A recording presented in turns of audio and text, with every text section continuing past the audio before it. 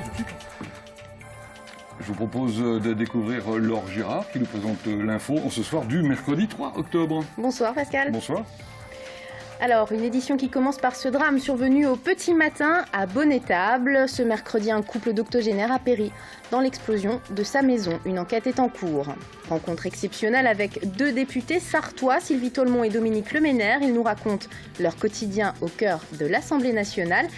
Et puis une nouvelle unité de soins inaugurée à l'hôpital du Mans ou comment améliorer la prise en charge de la maladie d'Alzheimer. Et puis vous aurez un invité aussi ce soir. Absolument, mon invité Mamadi Sangaré est animateur du service jeunesse de la ville du Mans. Il viendra nous parler du Forum Jeune qui a lieu ce vendredi et samedi. Commençons cette édition par ce drame survenu au petit matin à Bonnétable. Il était approximativement 7 h du matin quand un couple d'agriculteurs retraités a péri dans l'explosion de leur maison. Les faits avec Florent Clavel. Les murs, 80 cm d'épaisseur, n'ont pas résisté à la déflagration. Ce matin, vers 7 h, Vital Lecomte et sa femme Lucienne sont dans leur fermette, quand soudain... On aurait cru au départ un avion, le mur qui passait le mur du son, mais vraiment c'était pire que ça. Et puis un souffle, comme un souffle au départ. Et puis je suis sorti dehors, j'ai été chez les voisins, j'ai constaté les dégâts et puis on ne pouvait rien faire. Plus de 40 pompiers sont dépêchés à Bonnétable, mais les deux occupants sont vraisemblablement décédés sur le coup. Selon les premiers éléments de l'enquête, la chaudière à gaz pourrait être en cause. Ce couple d'agriculteurs retraités vivait ici depuis 21 ans. Vital Lecomte était âgé de 85 ans, sa femme Lucienne en avait 81. Des voisins discrets. Comme elle était malade, donc on la voyait pas souvent, quoi. Hein. Et puis lui, bon, c'était bonjour, bonsoir, parler de la pluie, du beau temps, et puis c'est tout, mais rien de... Mais c'est des gens, oui, très gentils, quoi. Toute la matinée, les proches et la famille se sont rendus sur place. Tous sont choqués. Ils ont été pris en charge par la mairie. Cette mise en place de la cellule psychologique qui, à mes yeux, est très importante. Quand j'ai vu les membres de la famille s'effondrer un à un, je pense que c'était important qu'ils puissent être aidés psychologiquement à surmonter cette épreuve. L'enquête a été confiée à la gendarmerie de Bonnétable. Elle doit encore déterminer les causes précises du drame. En bref, la péniche controversée au Mans, le Marines, pourrait rester en place plus longtemps que prévu. Dans une interview accordée à nos confrères du Maine Libre de ce mercredi, sa propriétaire, Nadia Gauthier, déclare avoir demandé un sursis auprès du tribunal administratif de Nantes. Celui-ci l'avait condamné à l'enlèvement de l'embarcation. Cela fait 4 ans que cette péniche non désirée par la ville du Mans est en place. Voilà près d'un mois que nos députés sartois ont fait leur rentrée parlementaire. Absolument, Pascal. Alors à quoi ressemble vraiment une journée de députés au sein de l'Assemblée nationale? Siègent-ils régulièrement dans l'hémicycle? Nous avons eu le privilège d'accompagner 2 d'entre eux au Palais Bourbon. Dominique Leménaire, député UMP de la 5e circonscription de la Sarthe, et Sylvie Tolmont, députée de la 4e. Sylvie Tolmont est novice à l'Assemblée. Avec ses nouvelles fonctions, elle a adopté un rythme sur les chapeaux de roue. Je suis d'astreinte toute la semaine dans l'hémicycle. Lorsqu'on arrive à l'Assemblée nationale, il faut apprendre le code, prendre ses repères. Je dirais que c'est pareil dans n'importe quel univers professionnel. Entre séances parlementaires et réunions, la députée règle les affaires courantes avec son assistante et travaille ses dossiers. Elle n'oublie pas qu'elle a été nommée par Stéphane Le Foll, ministre de l'Agriculture, pour le suppléer dans ses fonctions. J'ai des devoirs supplémentaires, c'est-à-dire que je dois rendre des comptes à nos électeurs, évidemment, et en plus, je dois absolument faire le travail pour Monsieur Stéphane Le Foll qui, finalement, m'a porté sur cette nouvelle mission. Autre parcours, autre groupe parlementaire. En 10 ans de fonction, Dominique Leménaire ne compte plus les TGV empruntés entre Le Mans et Paris. Cette semaine, il passera 2 jours à l'Assemblée nationale. Comme je fais beaucoup de kilomètres, à peu près 50 à 60 000 kilomètres chaque année dans la circonscription, j'ai coutume de dire que j'habite plutôt dans ma voiture, mais la deuxième maison, ce serait l'Assemblée nationale. Ce matin, il siège en commission, une réunion intergroupe où les députés défrichent les sujets amenés à être votés ou amendés plus tard. Le mythe du député présent à l'Assemblée seulement pour les retransmissions télé a vécu. Aujourd'hui, d'un simple clic, on peut connaître leurs statistiques de présence. Une transparence démocratique à double tranchant pour Dominique Leménaire. On est contrôlé sur un certain nombre de points qui sont souvent des points secondaires, comme les interventions à répétition dans les commissions. Donc ça a eu pour effet d'inciter tous les parlementaires à prendre la parole, à s'exprimer, d'ailleurs sans forcément bien connaître le sujet. Donc on a une multiplication des interventions qui rallongent sans vraiment rien apporter au sujet. Après, il y a eu des améliorations, bien sûr. Il y a eu une rationalisation du travail parlementaire, plus de travail en amont. Quel que soit l'agenda parlementaire, le week-end, ils le passeront dans leur circonscription, un territoire qu'ils représentent dans la Maison du Peuple. La séance est ouverte. On ouvre maintenant une page médicale avec un début d'octobre rose. Oui, et à cette occasion, le tunnel Wilbur Wright au Mans s'est illuminé de rose ce mardi soir. Rappelons que ce mois d'octobre est consacré à la lutte contre le dépistage, contre le cancer du sein et à la sensibilisation au dépistage. De nombreux événements seront organisés en Sarthe sur le sujet. Je vous propose d'écouter Jacqueline Duguet, la présidente de la Ligue contre le cancer de la Sarthe. Les enjeux sont très importants, c'est expliquer aux femmes et à leur entourage l'intérêt du dépistage organisé du cancer du sein entre 50 et 75 ans. Il faut absolument maintenir ce dépistage, d'autant qu'il donne accès à des gens qui sont dans des populations plus défavorisées. Il leur est permis de faire ce dépistage puisqu'il est pris en charge à 100% par la sécurité sociale. On reste dans le domaine médical. Ce jeudi, une nouvelle unité de soins est inaugurée à l'hôpital du Mans. Les patients atteints d'Alzheimer y bénéficient de méthodes innovantes pour mieux faire face à la maladie. Un sujet de Michael Texier.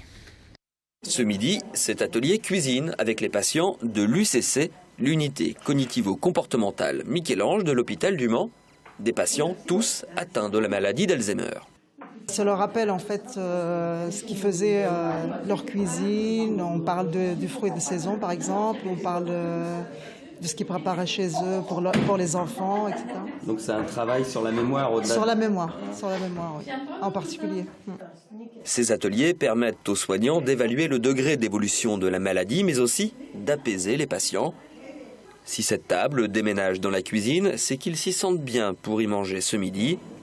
Hospitalisés ici depuis l'apparition de troubles sévères du comportement, tout est fait à Michel-Ange pour les rassurer, les calmer. Le temps s'écoule à leur rythme.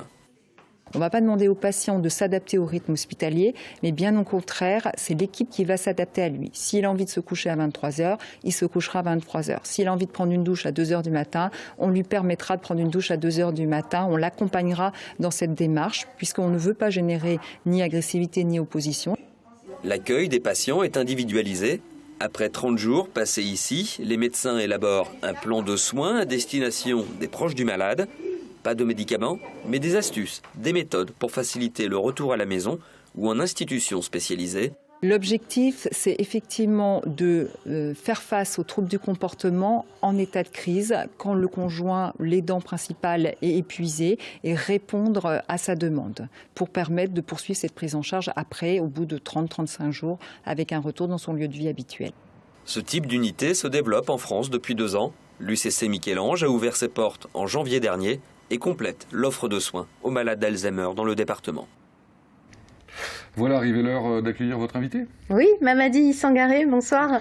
Vous êtes animateur au service jeunesse du Mans et vous venez nous parler du Forum Jeunes organisé à partir de ce vendredi 5 octobre au Mans, un petit peu partout, mais principalement place de la République. Alors, ça commence vendredi. On rappelle quand même en 2 mots ce qu'est ce Forum Jeunes. C'est la 12e édition cette année. 12e édition, on peut rappeler l'esprit du Forum Jeunes dans un premier temps. C'est une manifestation faite par les jeunes, avec les jeunes et pour les jeunes. Donc une implication quasiment jeune à 90%, puisque les adultes ou les animateurs présents sont là pour les accompagner dans leur démarche. Et vous, animateurs, adultes justement présents, vous êtes là pour les accompagner. C'est difficile d'aller les chercher pour leur dire « venez, on va organiser quelque chose ». Non, ça se fait de manière un peu simple. Par exemple, je vais coordonner moi une scène, un espace qui s'appelle La Pelouse. L'animatrice qui va être chargée de l'animation toute la journée, je l'ai rencontrée à Radio Alpa par hasard. J'ai vu qu'elle était pétillante, qu'elle avait du dynamisme. Je lui ai dit, bah, tiens, ça dirait d'être présente sur le forum jeune. Elle a dit, ok, elle a signé. Et il y a des jeunes qui viennent nous voir aussi pour nous dire, nous, on a tel projet, telle action, telle opération qu'on voudrait monter. Et d'autres, c'est pour dire, nous, on voudrait jouer sur scène, présenter nos créations. Alors, vous êtes vraiment au cœur de la ville. Alors, l'ouverture, et c'est nouveau, c'est vendredi. Vendredi soir, avec une représentation théâtrale de Western Spaghetti. C'est gratuit. C'est gratuit, c'est à Ève. C'est à Ève, à l'université. Tout à fait, avec la compagnie de Jamais 203. En fait, ça s'appelle Roger Shaw Spaghetti. C'est Western Spaghetti. C'est une création originale, en fait, qui mêle le théâtre, le cinéma et puis la découverte du Far West. Donc on invite vraiment les jeunes et moins jeunes à venir la voir. C'est à partir de 20h30. Et c'est vrai, comme vous l'expliquez, le lever de rideau se fait le vendredi, ce qui est une nouveauté. C'est une nouveauté. Et une demande aussi. On prolonge un petit peu le plaisir, en fait, sur ce forum. Et puis alors, samedi, gros événement, place de la République. On commence à être habitué à ce rendez-vous. Qu'est-ce qu'il y aura concrètement samedi, place de la Rép? Il y aura de tout. Il y aura beaucoup de musique, un espace d'information, de la prévention. Des jeunes, des services civiques vont sensibiliser sur le recyclage. On a aussi pas mal de jeunes qui ont monté des projets solidaires, que ce soit au Sénégal, en Côte d'Ivoire, qui vont présenter leur opération, ce qu'ils ont fait sur place, ce qu'ils ont vécu, partager leur expérience avec les autres jeunes. On a des jeunes du projet Attila aussi qui vont raconter ce qu'ils ont fait en Grèce. Comment ils ont on les avait reçus il y a quelque temps dans la quotidienne, ici même, sur le plateau d'LMTV. Ils ont fait un voyage en Grèce et ils ont pu se rendre compte dans les faits de la réalité de la crise grecque. Et ils vont échanger là-dessus avec les jeunes et faire déguster aussi des mets qu'ils ont préparés, monter des expos, de la vidéo, et puis, comme je disais, une grosse place à la musique. Alors la musique, avec des groupes manceaux, des groupes de jeunes, et puis des groupes qui montent, comme les Dandies par exemple, on les a rencontrés la semaine dernière. Ce week-end, ils étaient à Paris, sur scène, en première partie de Pete Doherty, qui est quand même la légende, s'il en est, chez les jeunes aujourd'hui qui aiment le rock. Tout à fait. Ils sont représentatifs, ces jeunes-là. Ils sont représentatifs d'une scène mancelle en pleine vitalité. C'est des dizaines de groupes entre création, répétition et scène et sortie d'albums, vraiment qui est en pleine effervescence. Ils sont vraiment représentatifs, en fait, du professionnalisme, en fait, parce qu'ils sont plus non plus très amateurs, mais non, ils ont une approche très professionnelle de la scène. Et c'est une bonne chose de les avoir au Forum Jeune. En tout cas, on pourra voir plein de jeunes qui font l'événement ce week-end. Pour toutes les informations pratiques, puisque tout est gratuit, pour les infos et les horaires, un site internet www.forumjeune-lemans.fr. Merci. Merci. Continuons avec un peu de culture pour terminer ce journal. Un mot pour vous annoncer la reprise de 11e à la Fonderie au Mans. Alors comme son nom l'indique, c'est la 11e création du théâtre du Radeau. Ça commence ce soir, ce mercredi jusqu'au 13 septembre. Attention, la réservation est obligatoire au moins 48 heures avant le spectacle. Renseignements à la Fonderie à ce numéro de téléphone, le 02 43 24 93 60. Merci Laure. Merci. Vous restez avec nous puisque dans un instant, c'est l'actu vue par les médias.